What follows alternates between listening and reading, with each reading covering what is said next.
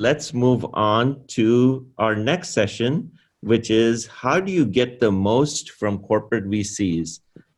This conversation will be led by Richard Irving. He is the founder and managing partner of Pond Venture Partners. He is also a venture advisor to Samsung. Richard, take it away. Thank you, Rajiv. Great to be here again with you all. And it's my pleasure to be joined by David Johnson and Mark Lydon from Intel. Dave Johnson is Managing Director and Investment Director at Intel Capital for the past 16 years, and before that also with Intel in M&A and strategic investing. Mark Lydon has 20 years as Director of Strategic Investment at Intel. And jointly, these guys lead Intel's IoT and autonomy practice. So this is a great, I think, group here to answer questions for startups on the whole general topic of corporate venture capital, as well as, of course, Intel Capital.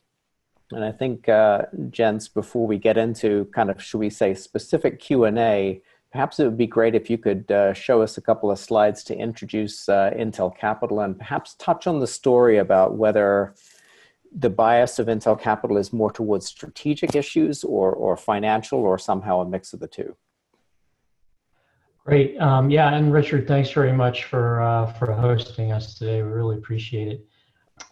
This slide really shows the degree of experience, I think, and the strong results of our investment practice. We got started in the early 1990s.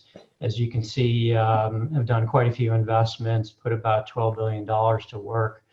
In our current practice, we invest about $300 to $500 million a year.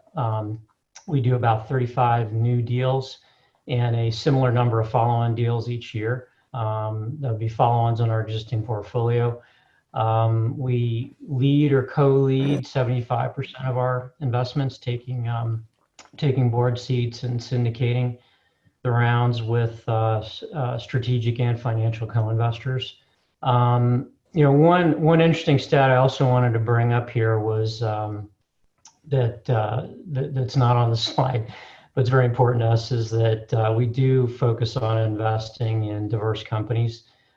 We tracked this very actively. In 2019, 32% of our investments were in companies led by diverse management teams, and we've recently done an update to that and are actually tracking ahead of that percentage for 2020. So hopefully that helps, gives you some idea of kind of the scope of Intel.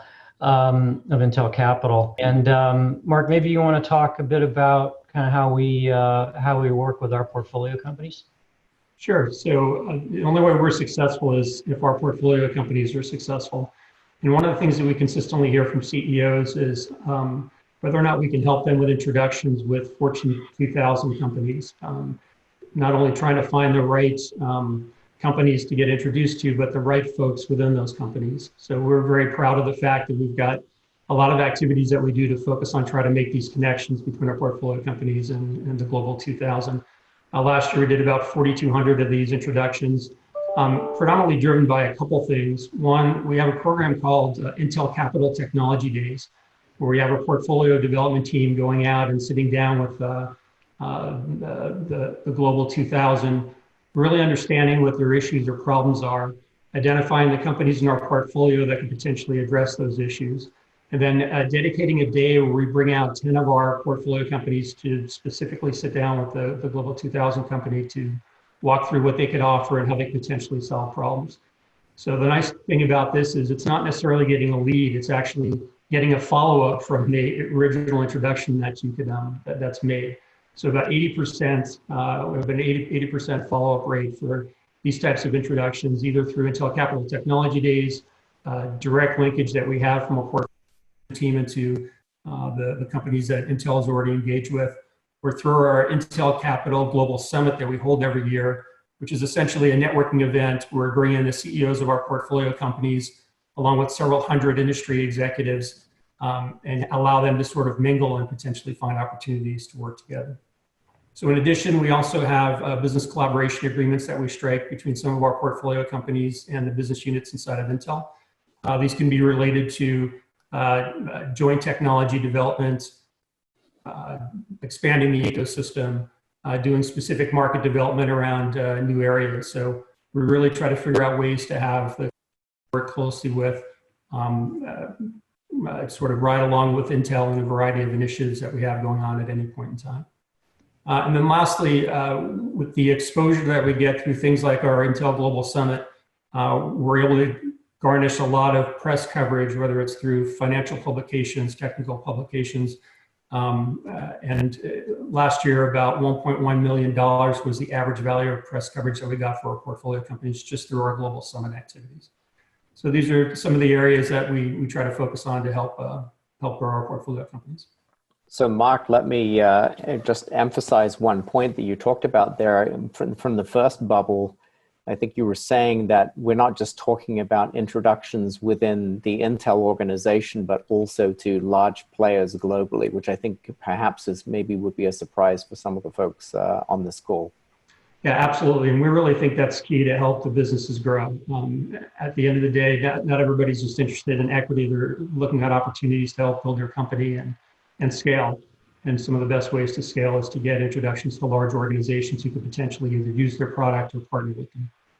Excellent. So clearly you guys are very interested in IoT and autonomy, but Intel Capital more broadly, what would you define as kind of the principal sectors of greatest interest?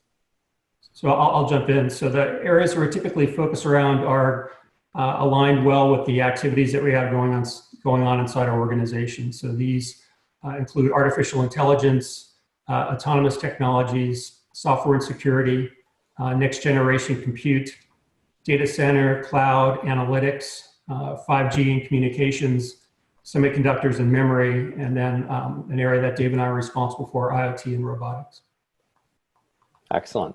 Broad set of areas. Dave, anything to add to that? No, I think everything ties back to a few themes. Artificial intelligence. I think when you look at any of those areas, one of the common themes is that the core underlying technology comes back to artificial intelligence. The other two areas I'd say things tie back to would be the intelligent edge. We invest in companies that are really driving a high compute agenda, really using rich data sources at the edge. And then network transformation is also a big common theme that we see across all of this. 5G, virtualization of network workloads, very, very key areas for us. So you mentioned AI, Dave. You guys invested in Habana Labs, I think pretty enthusiastically, including leading at least one of the rounds there, and then later acquired the company. Is that common? Yeah, it's an interesting question. We do acquire some portion of our portfolio companies, but it's dramatically smaller, I think, than people realize.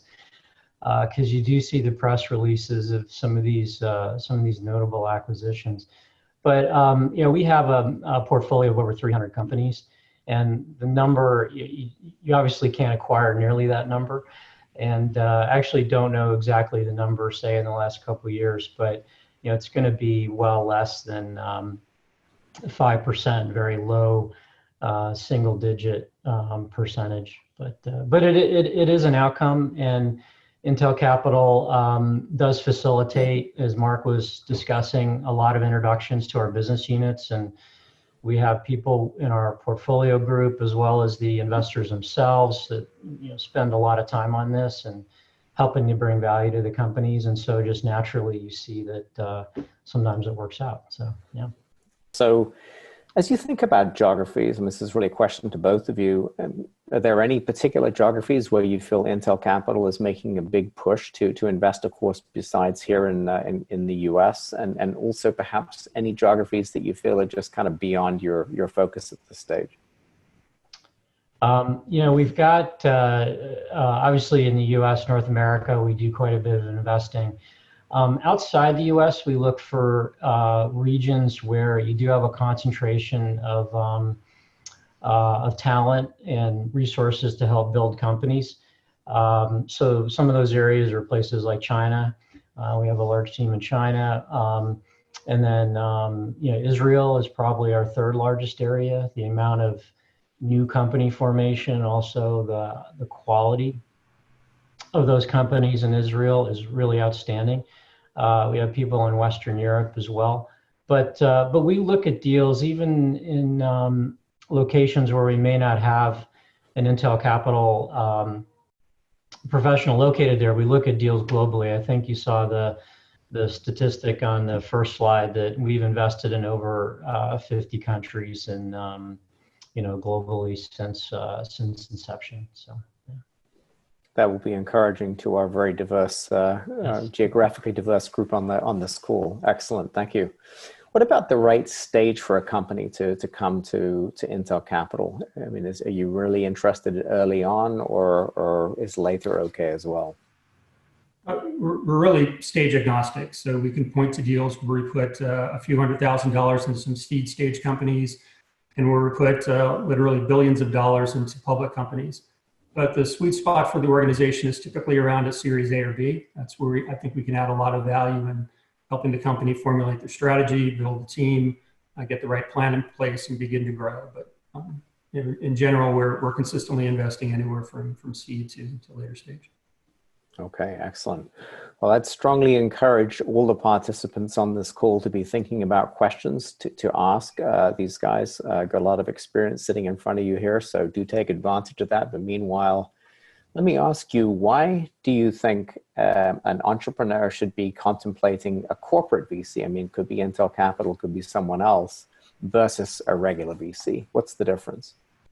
Yeah, I'll start out with that, and Mark, Mark, please chime in. I think the thing that I really encourage startup CEOs to look for is not just like corporate investors, but good corporate investors, because as a startup, you want access to capital, you want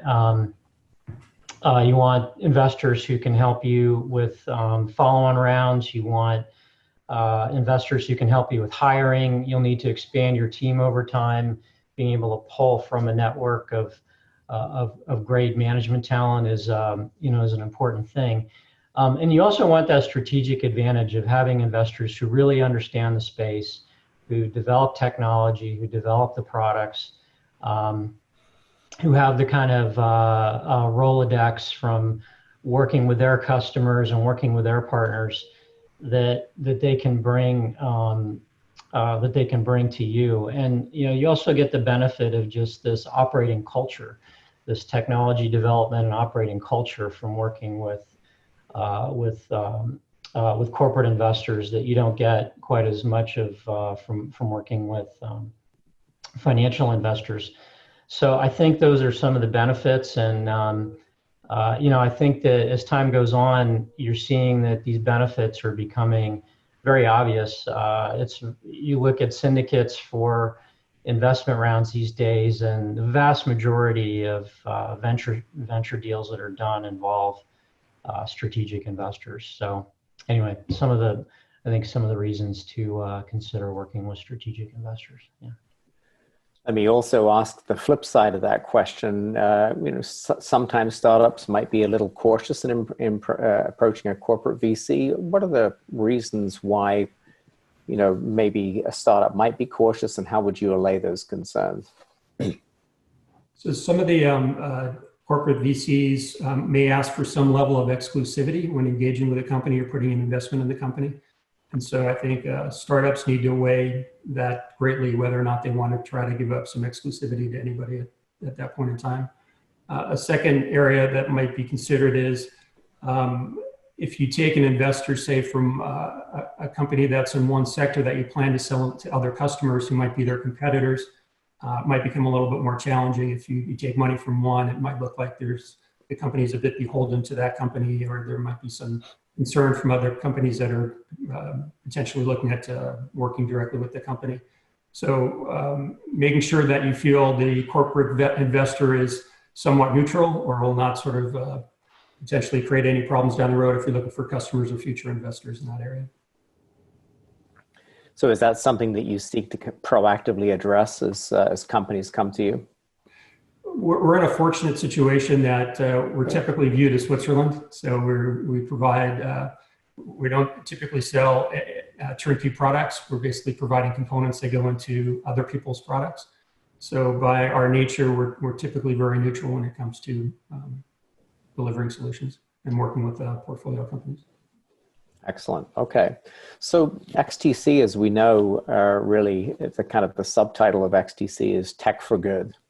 In this whole area of sustainability, the United Nations Sustainable Development Goals seem to be becoming an ever more important part of technology investing, using technology to actually go solve some of these problems. Is that something that Intel Capital has thought about? Is that a factor in any of your investment decisions? Yeah, it is a factor in our investment decisions. Within a number of our areas, we do have focus on areas that relate to sustainability and community. We have a focused area on healthcare. We've seen a lot of our companies have been very useful in the COVID-19 situation.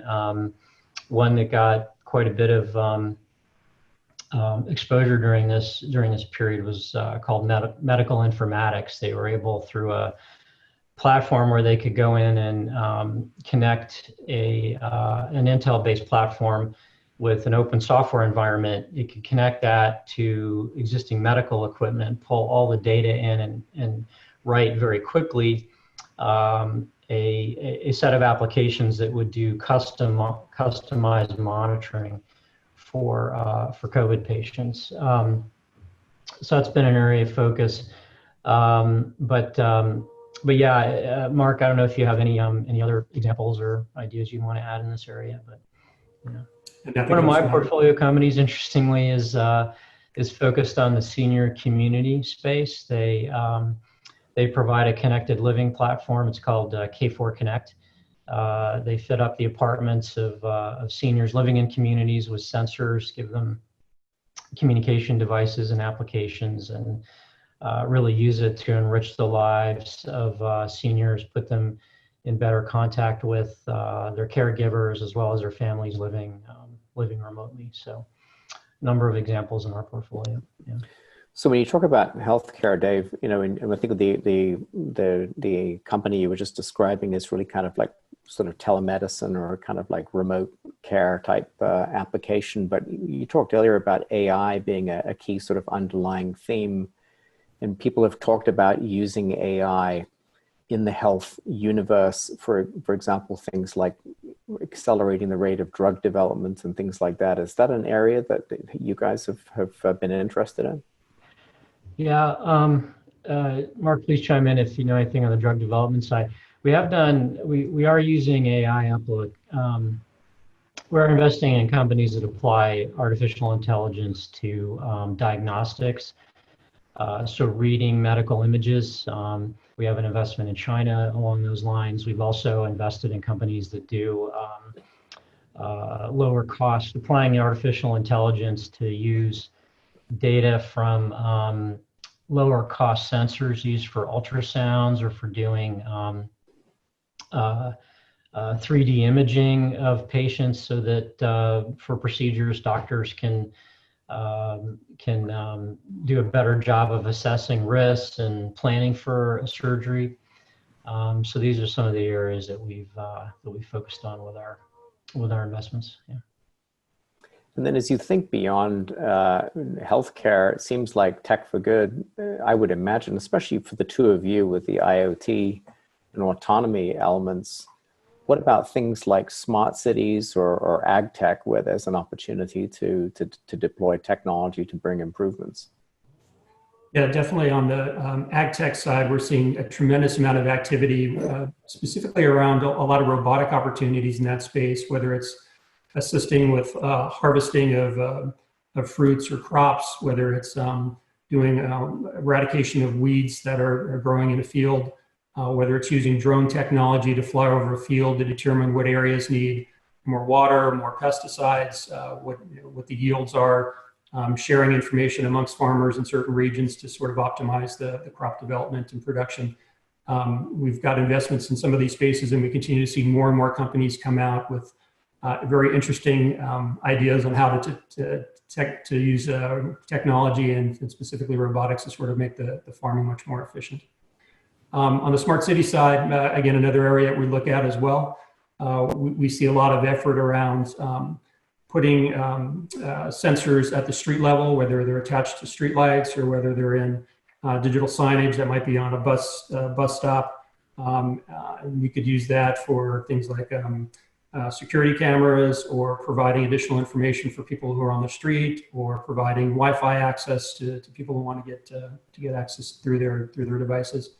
So there's a lot of activity on the smart city side as well. Yeah, it seems, given the breadth of what you described and kind of the areas that you guys are willing to invest in, it seems like an awful lot of it could impact the whole Tech for Good universe in many different areas. So that's very interesting. Now, let me ask you also, when a startup comes to you, startup being, of course, at any stage, as you say, you're stage agnostic, but what are some of the key attributes that kind of immediately get you interested in that startup? Or perhaps I should ask the opposite question. What might make you say, I just really don't think this is something for us? So on the side of what makes us interested, there's several things I typically look at in any deal. And first and foremost, it's the team. So making sure that they've got the right leadership in place, and they've got a team that's able to bring in other people to fill in the blanks for where they're going to need to be able to grow and go forward. Something a very highly differentiated solution is really important.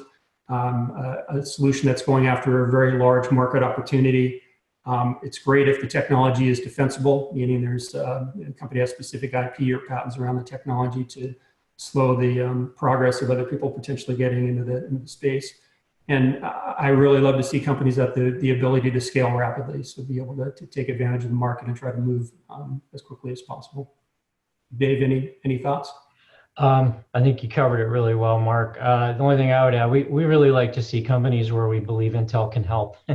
That's one of our differential advantages. And so we look for companies where Intel's got knowledge, resources, connections, complementary technology where we can really help our portfolio companies grow. So, yeah. Okay, great. So I see a question here from Mohammed.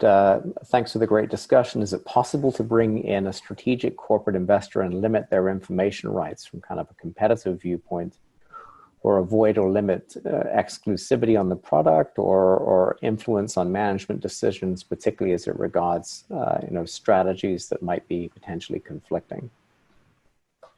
Yeah, this is an interesting question. I think most corporate investors will be fine with limiting information rights in situations where there is a conflict of interest, or where there is a competitive issue. I know when Intel does, when we take board seats or board observer seats, we actually write into our agreements with the companies that, hey, if there is that kind of situation, that we want to do the right thing and manage that appropriately. So I think you'll see most corporate investors will be okay with that. And by the way, that's one of the things you should look for when you do talk to corporate investors, or the ones that will do that. On the on the influencing things question, I think you really want to find investors that you believe really want to help the company, even if it goes in a direction that might not be fully aligned with their corporate strategy. I know for Intel Capital that this happens. We know it happens, that when you go into a relationship, there's kind of mutual expectations of things kind of moving together, and things change, things out of your control in the ecosystem or the competitive landscape, or one company might start heading in a different direction. At Intel Capital, we want to support our companies for the long run, even if the initial strategic thesis goes a different direction. And so I think you should be asking for that. And if you do find investors like that, you actually do want them involved. You want to pull them in whatever kind of strategic decisions you're making, and you want to have that kind of trust. So I would test your your strategic investors for that kind of flexibility up front. I think that's a Hopefully great that point. I answers mean, the I question. certainly as you guys know, I'm an advisor to the Samsung Catalyst Fund, and I certainly see continual examples where the Catalyst team is trying to figure out how to help the portfolio companies be successful, as well as, of course, looking for some angle that might align with Samsung. But there's definitely a priority on helping the company to succeed, which I think should be very reassuring to young companies. So there's another question here. Will corporate investors feel comfortable investing in capital into a subsidiary company containing one piece of technology rather than investing in the group company with lots of different technologies? So we have done that in the past. So oftentimes we'll see a spin out from a larger organization get started. Oftentimes the parent company would have a large percentage ownership of that particular spin out. We typically don't like to see somebody have a 50% ownership. So something spun out and we're investing, and basically the control's back with the parent company. You know, our preference would be to invest directly in the parent company, but there have been situations where we've invested in spin outs. Yeah, very good. That's helpful. It can be a tricky one, though. I mean, Yes. certainly my experience, in the Pond era was that sometimes companies see a technology that could be applied to multiple different markets and think that it's a good idea to maybe set up different companies to go after the markets. And we tried to encourage them, look, you don't really know which of the markets is going to work out. So what you may as well do is keep it all under the same umbrella. Let us fund that. And that way, if you need to pivot, you've still got the money to pivot. Yeah, the other challenge in those environments too is it's tricky where the IP resides. So if the intellectual property is staying with the parent organization and it's being licensed to a sub-organization, you just need to have all that stuff worked out in advance. So whether or not there's exclusivity, whether or not they have rights for a certain period of time, and then it goes back to the parent organization. So. Great. I think maybe time for one more question here. What about, we talked about smart cities. Often the customer there is the government. How do you feel about backing a company where they're trying to sell to government? Yeah, selling to governments is always a challenge. So the design win cycles are typically long, and what you oftentimes run into is you're working with a government that's currently in place, and then you're about to get the deal done, or the product's about to get launched, and then you get a new administration in, and then things could potentially change again. So it's a hard space to win in the long term. But if you do, what you typically get though is long-term contracts and stable business if you can actually break through and get the contract in place. So hard to win but sticky. Correct. Rajiv, I think we're out of time. At the top of that interesting is that discussion was starting to get more and more interesting as time went by. So David and Mark and Richard were really driving it up. So thank you so much, David, Mark, for joining us for this part of the conversation at the Bootcamp. For the startups, if they need to reach you or get in touch with Intel Capital, what's the best way to do so? Our profiles are on the Intel Capital website. It's intelcapital.com, and you can go into the team section. We're in there, and happy to put my direct email address into the Teams chat here. So. Oh, that's fantastic. Thank you much, David. Thank you, Mark, and thank you, Richard.